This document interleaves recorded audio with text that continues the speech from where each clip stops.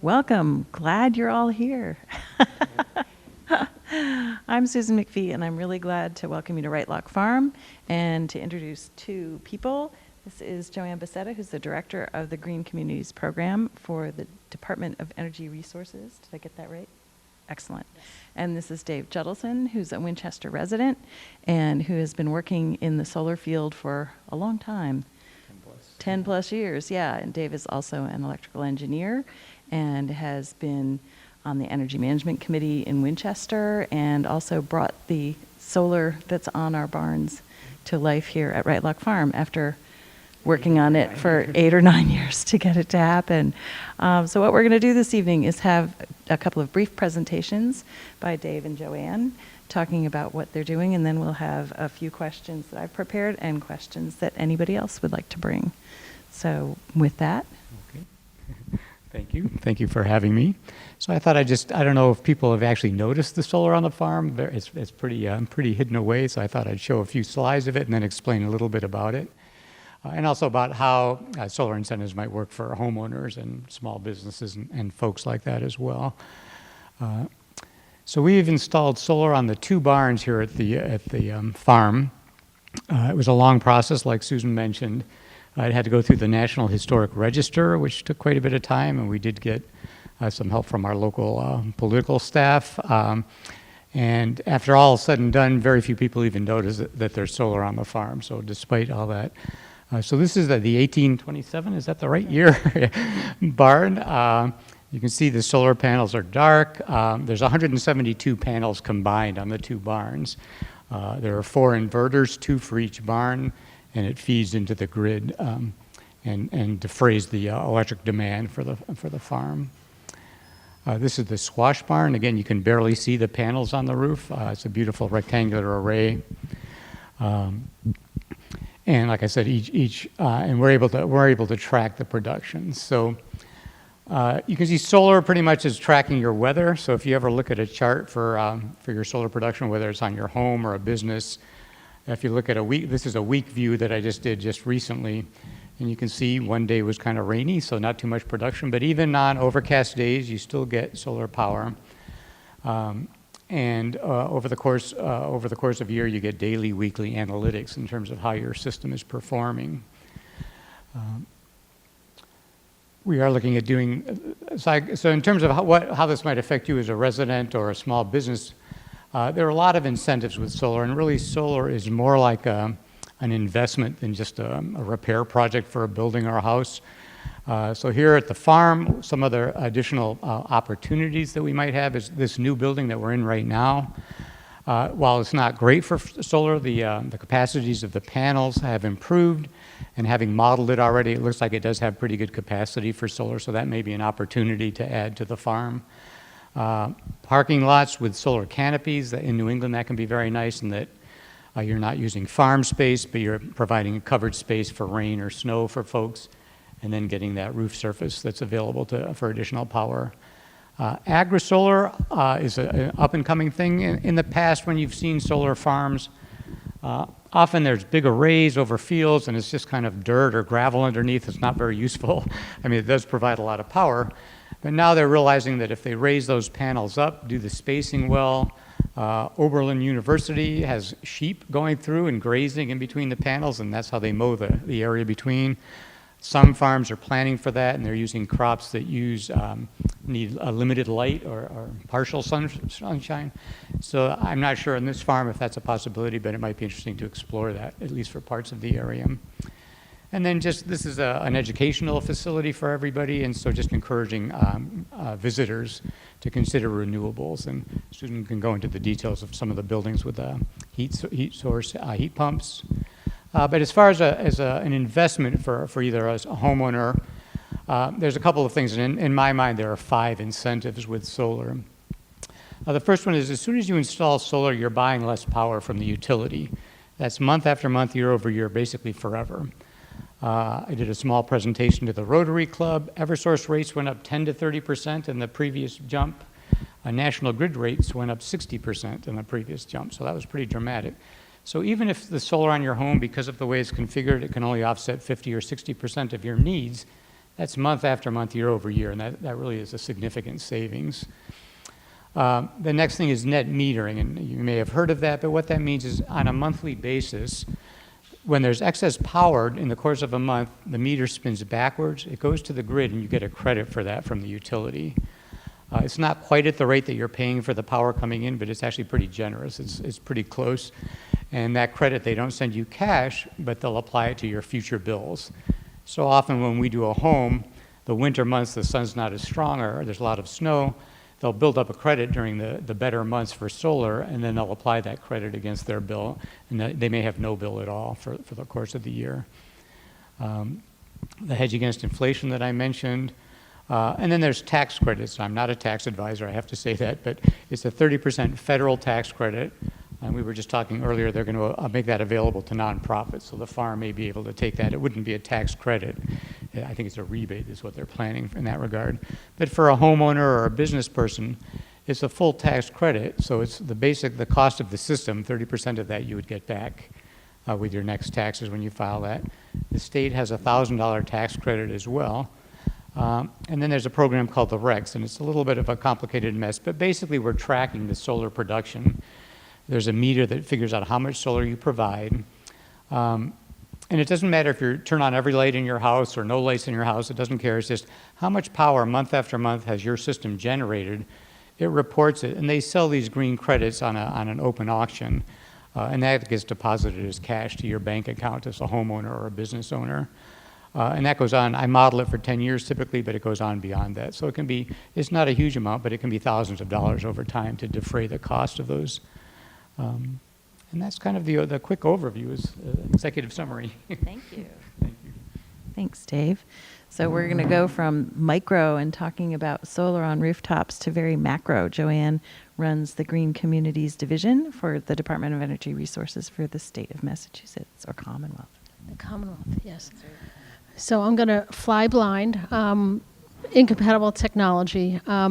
So thank you for inviting me to this beautiful farm, and I enjoyed the tour of the barns, and it's a great story here. So you have a real treasure here in Winchester. I'm going to pull back a little bit and talk a little bit about some state policy that is not boring to me, but it's important. It kind of sets the table to some of the things that Dave has mentioned.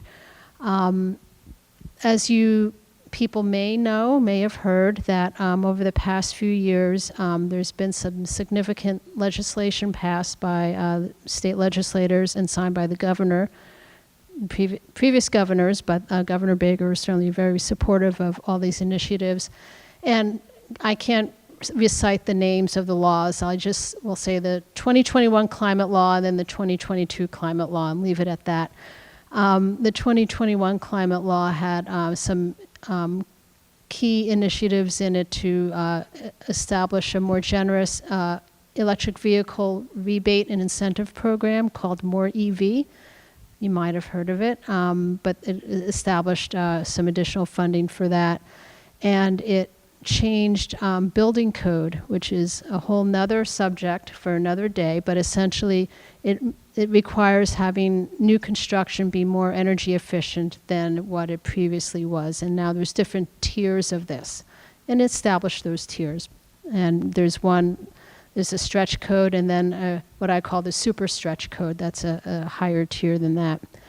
The 2022 climate law had a lot of provisions for offshore wind procurement. I think it was 56 megawatts of offshore wind procurement, so our grid is going to get greener. And it had other provisions that, again, with EVs, I believe by 2035, no more internal combustion engines will be sold new in the Commonwealth, and that's not very far away, 2035. Anyway, so it had a lot of provisions in there. So that kind of sets the stage, and then we have some concurrent to all that. We have something called Mass Save, which is incentive rebates for energy efficiency that homeowners can get, business owners, schools, municipalities. So if you look at your electric bill, you'll see a lot of different line items on it. One of them will say energy conservation, so we're all paying into it if we're part of Eversource or National Grid.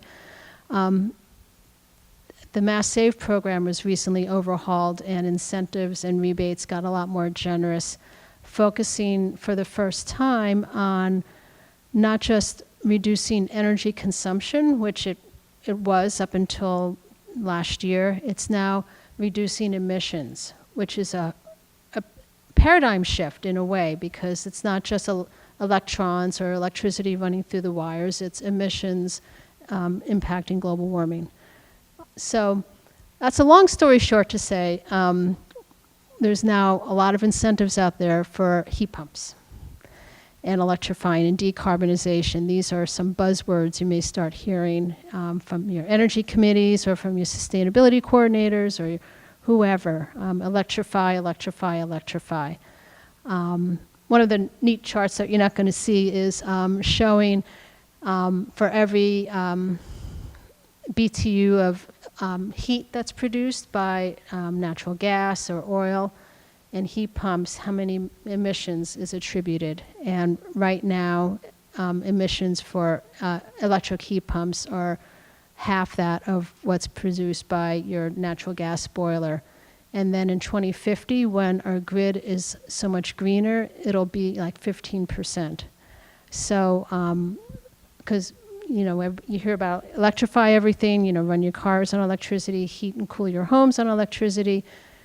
People are like, well, what makes electricity? And true, it's, natural gas and, and other things created from fossil fuels. We have no more coal-powered plants in Massachusetts, which is a great thing. But the grid is going to get greener, so those offshore procurements that I talked about, there'll be some hydro, fingers crossed, coming down from Canada soon, well, at some point.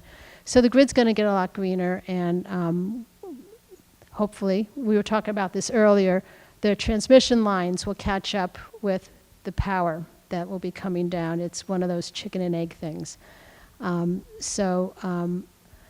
Right now, between the Mass Save incentives, the infrastructure, bipartisan infrastructure law, I call that Uncle Bill, or the Inflation Reduction Act, Uncle Ira. There are two different provisions that are sending lots of funds to cities and towns, states, public and private companies, residents. So for residents, in addition to those federal tax credits and so forth, there'll be Mass Save incentives as well. And I don't have the numbers on top in front of me, but I put a heat pump in my house last year and I got a $10,000 check for doing that.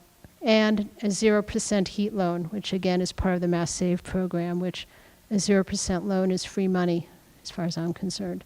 So long story short, there's a lot of incentives out there, particularly for low and moderate income people. They're really trying to create some equity around these programs.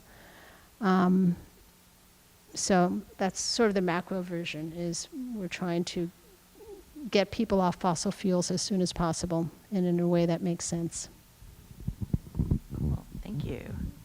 So I'll start out with a couple questions and then we'll turn it over to you guys if you have some questions. I'm just curious, as we're looking at the coming years and we know climate is a challenge, are there bellwethers that you're looking for? Are there signs or tea leaves that you're reading to see how progress is happening, not just at the local level or the state level? I'm thinking about, insurance companies potentially stopping insuring properties that need to be rebuilt after big storms, or what are the things that you're keeping an eye out for? Any ideas? Yeah, I think, like you mentioned, I think California folks are having a lot of trouble with wildfires and not being able to get reinsured. So to your point there, I think with the technologies, I kind of equate it to computer technology in that they get more powerful, maybe the prices come down, those sort of things. There are some exciting things down the road, but they're not commercialized yet. But I think all these things are coming together. The offshore wind projects, all those things are coming together. And most of the car companies will stop making fossil fuel fired cars probably within the next 5 years or so. So it sort of pushes everything forward. My crystal ball's a little cloudy, but things that I see as bellwether is new school construction that is being done with geothermal heating and cooling and solar panels. We're seeing more of that. It'd be great if all new schools are like that, but we're starting to see more of it, and it's cost effective, design and built right. Do you see any new technologies coming out that you're looking forward to? Anything in terms of changes on batteries or other? Gosh, was it Chronicle or PBS? I don't watch a lot of TV, but I did catch this one show.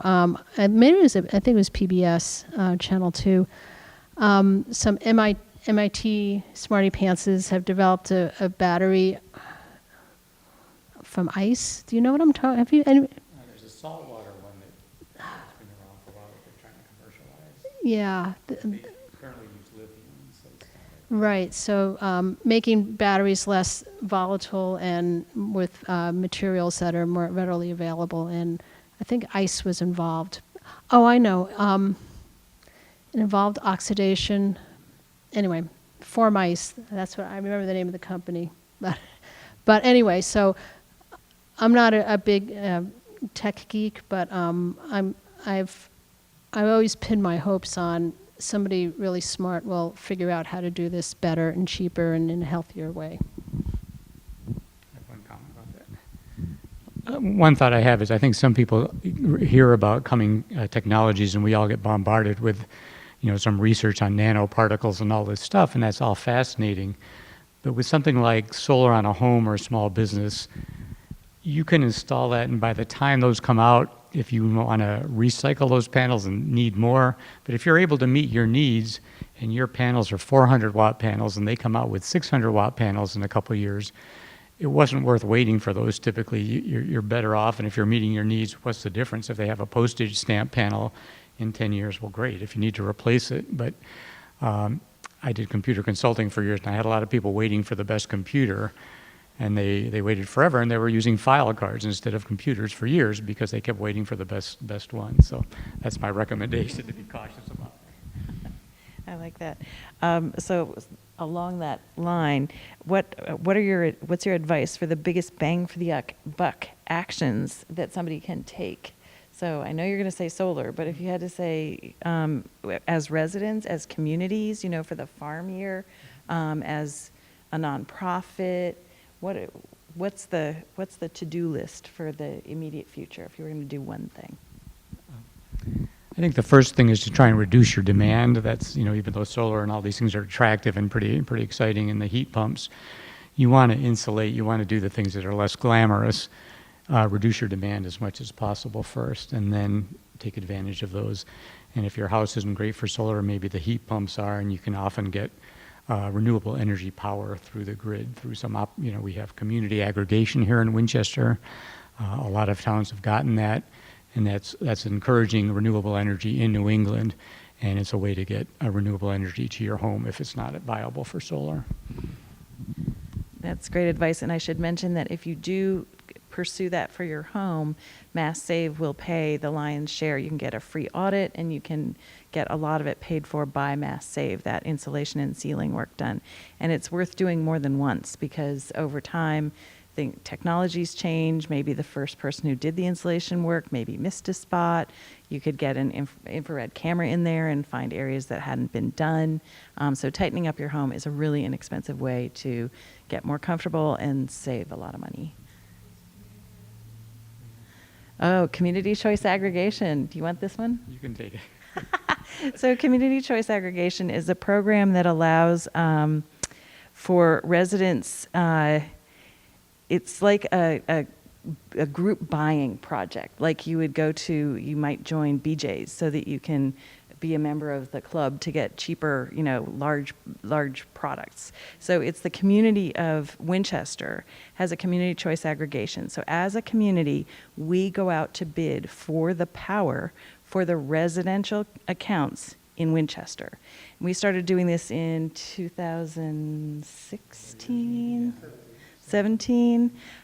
So by going out to bid as a group like that, you can get a lower price than each household being a customer of Eversource.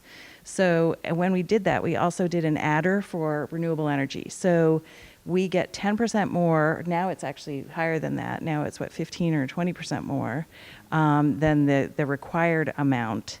So in addition to being greener, by going out as a group, we've gotten really sharp prices. So we go out and we get a bid for X amount of time. If you're with Eversource, your prices change twice a year, no matter what. They can't help it. It's the contract. But for Winchester, we get bids for a year, 18 months, 2 years, 3 years, and we pick the best price, which is ordinarily a long-term contract. So over time, the residents of Winchester have saved something like well over $1 million, maybe $2 million on our electricity supply by doing these bids. And we were one of the first communities to do this, but now it's up to, it's a majority of communities in the state are now doing this because it's such a good deal for consumers to do a group purchase like this. So that's the nutshell of it. But we keep trying to ratchet up the amount of green energy that's in there. So you might think that would be more expensive, but with the war in Ukraine, the price of ordinary electricity went through the roof. So all of a sudden, our green electricity, which we thought was a premium, is actually a lot less expensive. It's looking pretty darn good to buy local green energy compared to fossil fuel energy, because you mentioned N-Grid went up 60% in the last round. So that's a bad surprise. You might want to just mention the predatory suppliers. Good point. Yes. So, See that as that solar guy.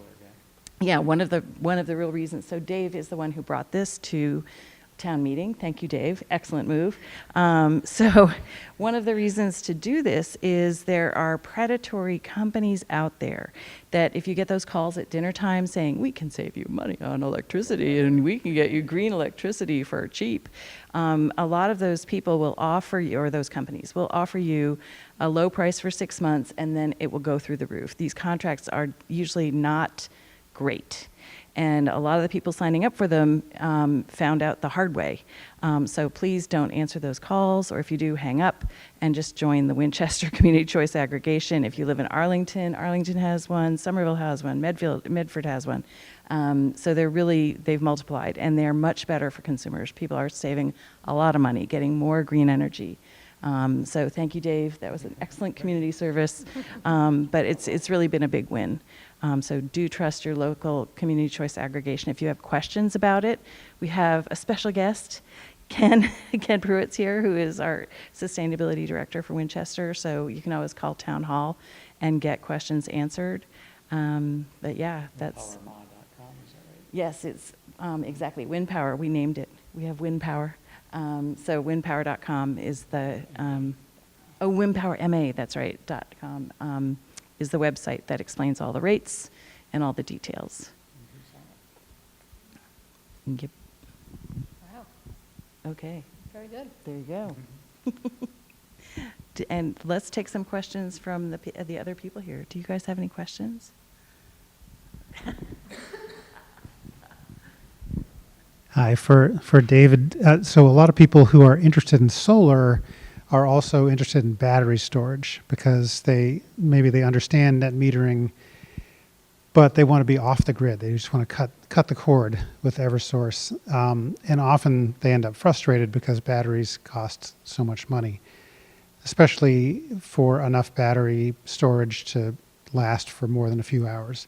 So do you see that changing? Do you see different battery technology coming so that, someone of average means could have not just solar, but actually have enough battery backup for, a week for a reasonable price?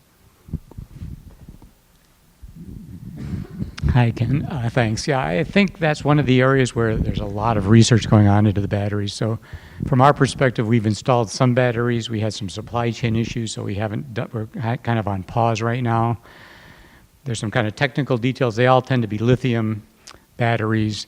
Some are lithium nickel metal hydride, which most of the electric cars use. Those are great, but they also, when it's in a home, building inspectors are a little bit nervous about that because they can have what's called thermal runaway. And so, and typically with a battery system in the home, you're trying to power the critical circuits in the home, not the whole house. So the idea is that probably 98% of solar systems are connected to a grid. They're not off the grid rural systems. So most of those are connected to the grid, and you're kind of using the grid as a backup. You overproduce, you send it to the grid, you get a credit, and most of the time that's fine. But when the grid goes down, typical solar systems go offline and they have to shut off. And you can imagine that they don't want to send power to the grid if people are out there working on transformers or the power lines. So it's in the electric code that they have to shut off automatically. When you add a battery, it isolates the home from the grid. So if the grid goes down, it senses it automatically, and it makes a little microgrid in the house. And like I said, often you'll have lights on every floor, a refrigerator, freezer, maybe a microwave, maybe the internet. So you'll pick some circuits that are critical, and usually the grid is down for not that long. If you go to a whole house backup, it is a bigger system. They get more and more expensive. So I think two things. I think the chemistry is improving. There's a lot of research in different chemistries. You know, you mentioned the ice thing. There's saltwater batteries. There's different kinds of batteries. Lithium is becoming an issue because there's so many demands for the batteries these days. So I think in the next couple of years, that would be something you could add, and hopefully the prices will come down. They are included in the 30% tax credit, though, so that is pretty significant. So, but they can be anywhere from about $15,000 to $25,000, $30,000. So they are expensive right now. Yeah, I'll just add that I think it's worth noting, Joanne mentioned that we're building what's called net zero schools. So we're building schools that have heat pump technology in them, so they're all electric. They don't have a gas boiler or an oil boiler in them. They're heating with electricity. In fact, the building you're in right now is a heat pump building. It's heated with electricity, it's cooled with electricity, and it's a very efficient system. It's about a 300% efficient system. So just tons more efficient than natural gas or oil, and super comfortable and quiet. Anyway, so you build a school with these systems and you think, oh my gosh, what's going to happen with those electric bills? So schools now are being designed with solar-ready roofs. There's going to be solar panels on the roofs. I'm working with Stoneham on a net zero high school. So that's going to be a 310,000 square foot building that will have solar on the roof, solar canopies outside. It's going to have ground source heat pumps. So it will be net zero. It will not use, it's designed to use zero electricity from the grid. No gas, no oil, no nothing. So part of that is also going to be batteries. So there will be batteries located, adjacent to the building. They're not in the building, so it's going to look like a big sort of box behind a fence, kind of out near the building, and you'll drive by and go, "What the heck is that?" But those batteries will then, if there's solar, for example, in the summer, that you don't have a lot of classes going on, so those batteries might fill up from the solar, or conversely, they might fill up in the middle of the night when Eversource is generating more electricity than it uses. So then you store the electricity out there, and they may never be called on for the building. They may be called on for the grid. So as we hear about the grid running out of space, or the peak times when the grid is suffering and maybe close to being overburdened, they'll call on batteries like that. And the estimate for the Stoneham array is that those batteries, they're not going to go back into the building. They're going to be a profit center for the town. So the town's going to make money on that battery array that's partially funded by federal money, state money, utility money, grid money. So that's part of how we're going to make this grid resilient as we're all electrifying. How do we take our existing system, add all the, every car, every house running on electricity? So there's going to be batteries like that hidden around the place. So as you think about having a battery, your battery might not be for your house. You might say, hey, I'd rather make money off of it. I'm going to be down the Cape, sure, use my battery. Like, I'll take $1,000 every week or something if you use my battery. I'm making that number up. But the idea being, that you can sign your battery up to not be your battery. It's your investment for the grid. So it's kind of a, everybody being their own little power center, if you will. Anyway, food for thought. Is there any plan with the new Lynch Elementary School to use some of these energy savings programs? So we have a question about Winchester's new Lynch School. So happily, I think Ken has been working on the Lynch School, which I believe is going to be a net zero school. Do you want to? Sure.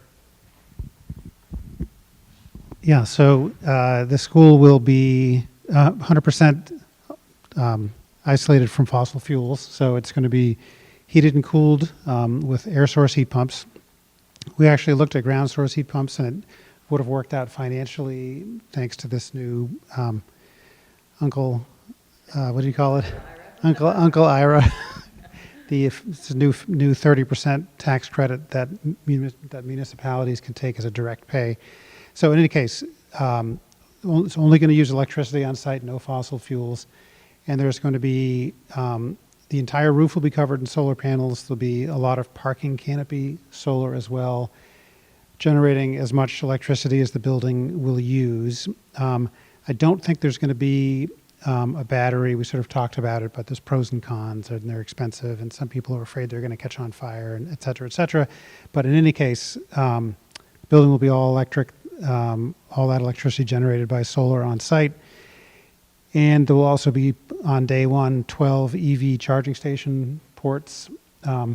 It's going to be, part of the reason we're able to do all this is that the building is going to be extremely energy efficient, use very little energy per square foot compared to actually about a third as much per square foot as an older school building. And so utility bills are going to be very low, and the contribution to climate change will be zero. Yep. I just want to add our newest building currently is the high school, which was a big effort to make that energy efficient. But the energy efficiency that Ken is describing, it being super energy efficient per square foot, is about half of what the high school is currently using. And the high school, we're so excited that it's using the energy it is, because that was roughly a third of what it had been using. The high school used to be 33%, a third of Winchester municipal entire energy load. So that's 28 buildings, and the high school was 1/3 of it. So we were ecstatic. When the high school was built, it's LEED Gold. It uses 35% of what it used to use. So it was a big, huge progress. And yet the Lynch School coming in, is going to be twice as efficient as the high school. And the high school opened in the fall of 2017. So this is really rapid progress. It's really exciting. So yay. New versus renovation to some Yeah. extent too. Right? That's right. That's right. The high school was a renovation, but pretty close to new. Yeah.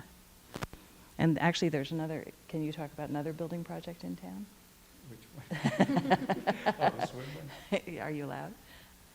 Yeah, I don't think there's a secret. So yeah, the town is trying to create a community pool for the town called Swim Winchester. And they have a location next to the high school already basically picked out, and it's been tested and all of that.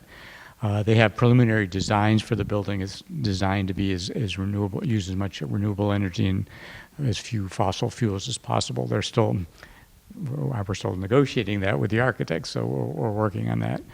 But we may use the model that Susan described in Stoneham if we can, because that might be a way to help finance it, because it'll be self-financed. It won't be paid for by the town, so it'll have to be a profit center to pay for itself.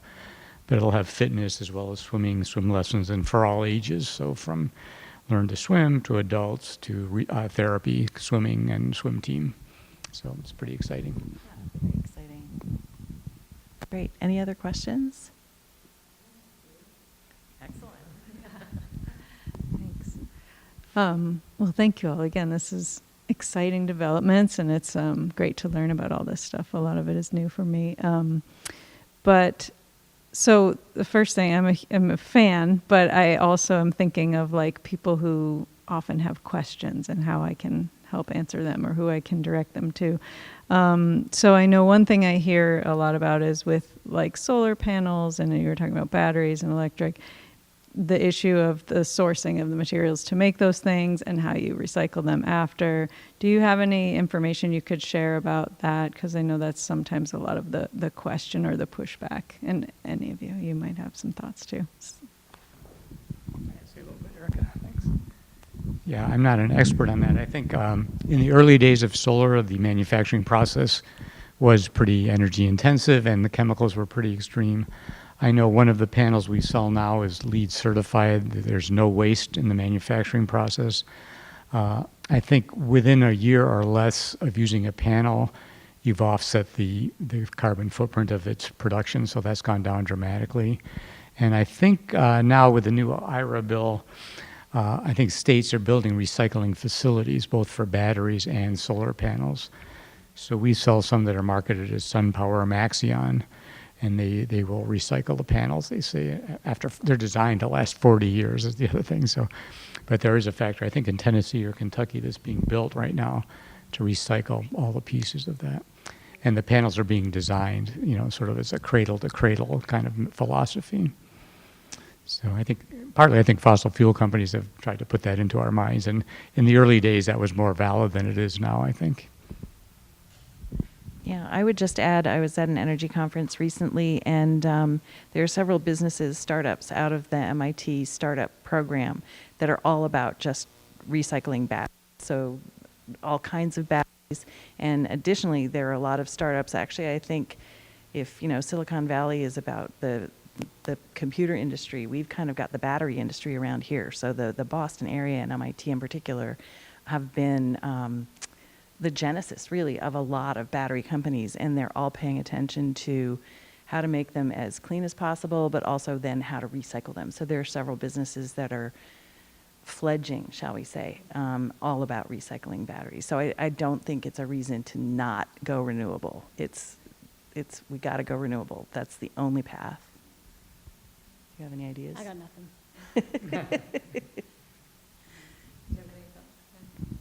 Just briefly on that same time. I mean, Susan just covered the main thing I would have said. The only other thing to point out is lithium, which is, you know, most of these batteries have lithium, is such an incredibly valuable substance that these, you know, these companies can make plenty of money by, they essentially grind them up, put them into a fluid and get all the constituent and components back out. So the main takeaway is if you're worried about the environmental impact of batteries after, you know, their useful life, you really shouldn't be worried because they're going to get completely turned into new batteries.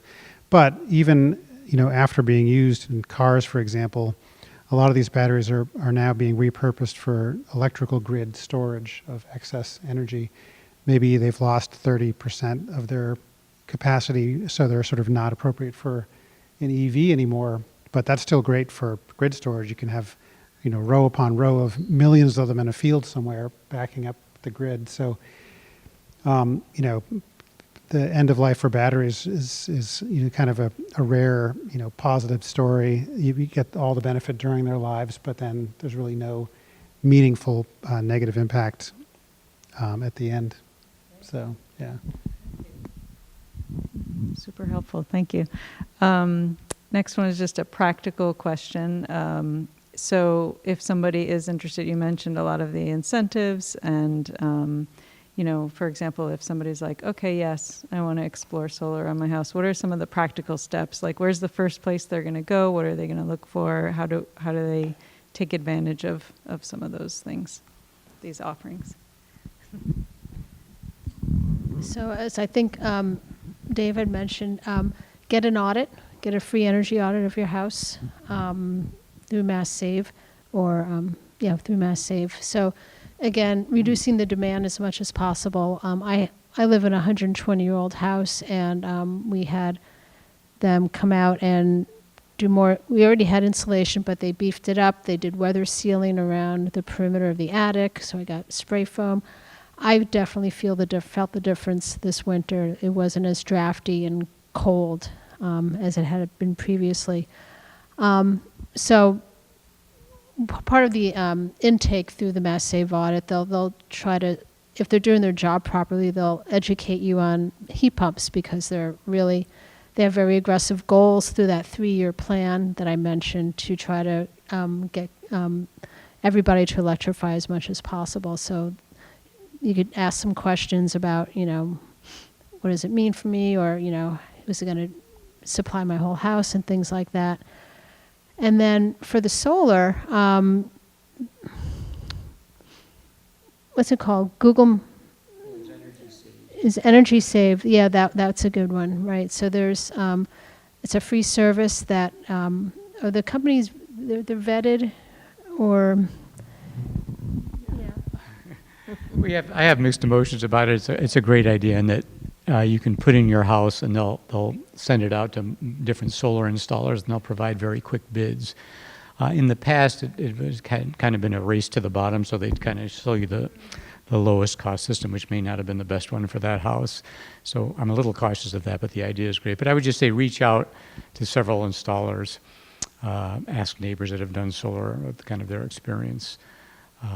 We're very soft sell, so if somebody says, I'm interested, we'll look at their house. We can do it remotely just through the satellite imagery. We can do a Zoom meeting, especially after COVID. I've been doing most of the sales over Zoom, which is kind of nice. And we can get a very close sense. If it looks like it's appropriate or it might be close to what somebody's looking for, then we'll send a crew out and we'll do a more detailed review and we can update that. But typically the proposal just based on that is pretty close, within about 5% of, and you can get a sense if your house is viable or not and what the different panel options are and that kind of thing. Cool. Any other questions? Sorry, last one, promise. So I'm thinking about like young people, and I'm impressed with all the sustainability initiatives that you all are involved with, and just thinking it would be great to hear a little bit about how you got to where you are now and why this is important to you, and if somebody, again, a young person is interested in taking this road, because you're all representing different sort of facets of the community. So, depending on interests of young people or their backgrounds, like how do they get to a place where they're making a difference as far as these sustainability initiatives? So, you want to go, Ken? I mean, there's a lot of different paths to actually work in the field, and the field is so vast that environmental protection, quote unquote, even climate action involves just every sector of society, and so people think, well, if you're not a scientist, if you don't work for the EPA or Department of Energy Resources, or you name it, then you're not involved, but you really are. And I think. So the first thing I would say is you don't even have to get trained formally in any area of environmental science or policy. A lot of the people who are having the biggest impact on the environment, pro or con, are just people who are working at some company that either pollutes a lot or could or used to, and they decided to take it upon themselves to make a big change. Just the choices you make at your home and that your neighbors see you doing and that you talk to people about are important. So sure, you can go into the field, but you can also do quite a bit by just educating yourself and taking action in your own home, your own community, your own company, and actually have a substantial impact. Having said that, in my case, I went to graduate school in environmental science and then, worked in a series of jobs in energy, climate, wetlands protection, state environmental policy, and then decided to go back to working for municipalities because I really like working at this sort of scale. There's very tangible, visible impacts to the work I do, as opposed to where I was 2 jobs ago, which is just working on state level policy. And it could sometimes take 10 years for a bill to pass that you've been working on. And every year you roll the boulder up the hill and it rolls all the way back down again. So 6 years ago, I went and worked, took a job with the town of Arlington right next door, doing very similar to work that what I'm doing here in Winchester. And then a year and a half ago, came here.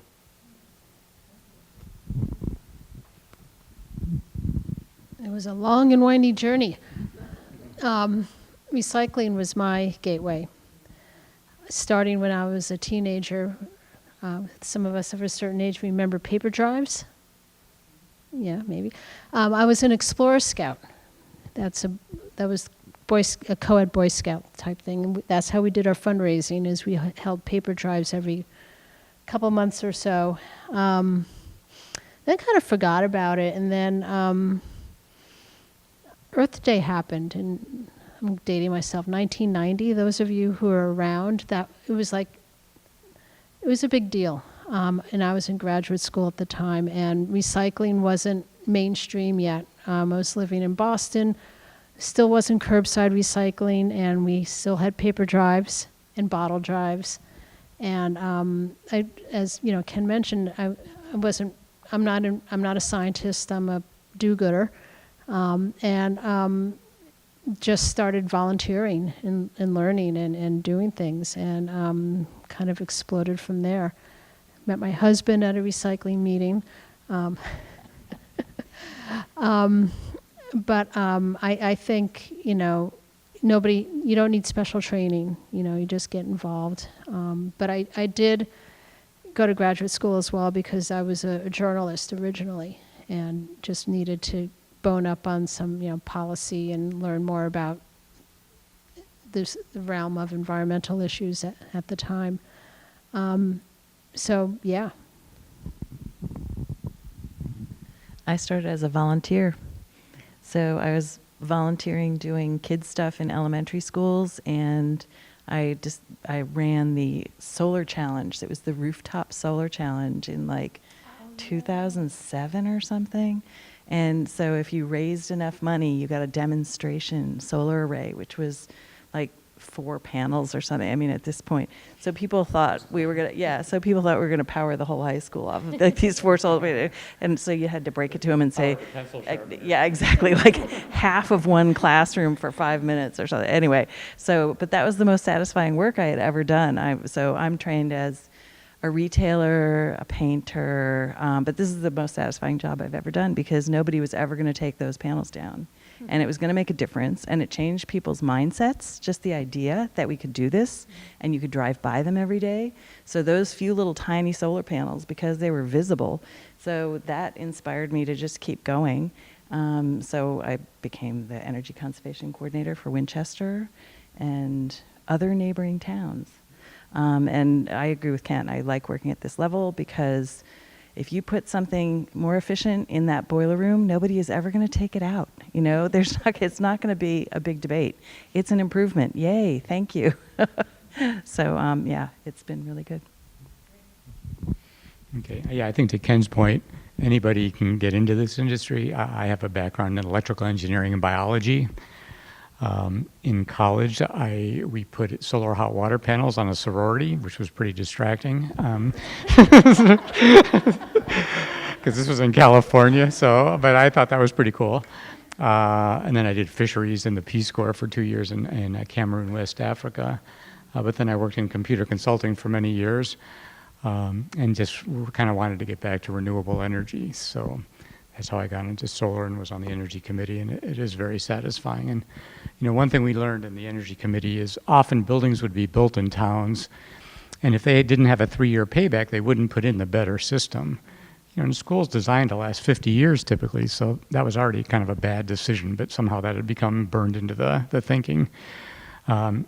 Once you put in renewable, better equipment, even more efficient boilers, maybe the 7-year, 8-year, 10-year payback, it was still great for a building that's going to be around. So it's very satisfying with doing that. And then I was a volunteer in the Solarized Winchester project with Sustainable Winchester.